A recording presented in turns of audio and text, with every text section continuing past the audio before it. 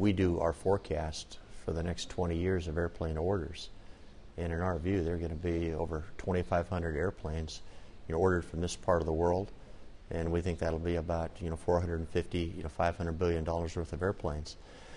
Of the $4 trillion that your study pointed to between basically 2010 and 2030, how much is that going to come outside of the classic G7 countries? It's pretty extraordinary, the change that we've seen over the last 20 years and the change we're going to see in the next 20 years. If you go back to, say, 1990, about over 70% of our sales were in Europe and North America. 20 years from now, it's going to be less than 40%, and much of it will be in the emerging countries.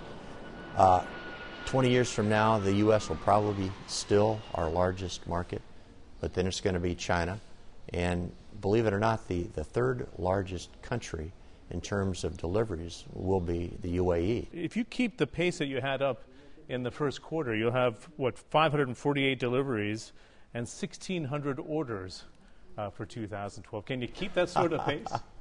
Putting the pressure to go actually, for the next 3 quarters, right? Our guidance for deliveries is north of that. I think our guidance on deliveries is 585 to 600. We intend to hit that. The pace of orders probably will not. What you're seeing, this year is a lot of the customers that committed to the 737 MAX. Those orders are now becoming definitive agreements, and you're seeing us booking those. We don't really talk about the number of orders. Generally, we don't give you a forecast on that. But our book-to-bill should be, well over 1 this year. The 787 delivery, the first was in September. Can you kind of hit the number of 40 to 45 now after the 3 years of delays in terms of the customer demands and deliveries? Well, what we've said is between the 747-8 and the 787, we'll deliver 80, 85 of those airplanes. And I've seen nothing so far this year that would lead me to believe that we won't be able to make that many deliveries.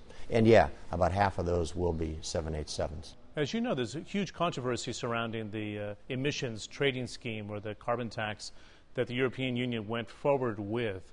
How do you dial it back, or should they dial it back and convert this into a global pact through the United Nations? Because it's raised a number of eyebrows in the emerging countries, particularly in China. Yeah, I don't think the ETS system will do anything to drive carbon emissions in the right direction. To the contrary, it's going to take money away from the airlines that they could be spending on more efficient equipment, which would drive the CO2 emissions down. In my view, we ought to have a pause. We ought to go back to ICAO, and we ought to come up with something that all the countries agree to. Another thorn of contention, even though you're good, bitter rivals between Airbus and Boeing, is the dispute within the World Trade Organization, which has been carrying on for almost a decade now. Subsidies on both sides. Some are suggesting the two of you should reach an agreement. But we think a level playing field is very important. We think everybody should play by the same set of rules.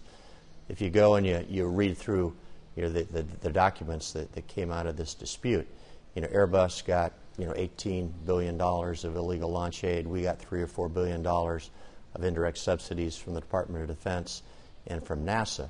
If we've done some things that are inconsistent with the WTO, we need to go fix them. If Airbus has done some things that are inconsistent, they should fix those too. We are not looking for a negotiated settlement. We're looking for compliance.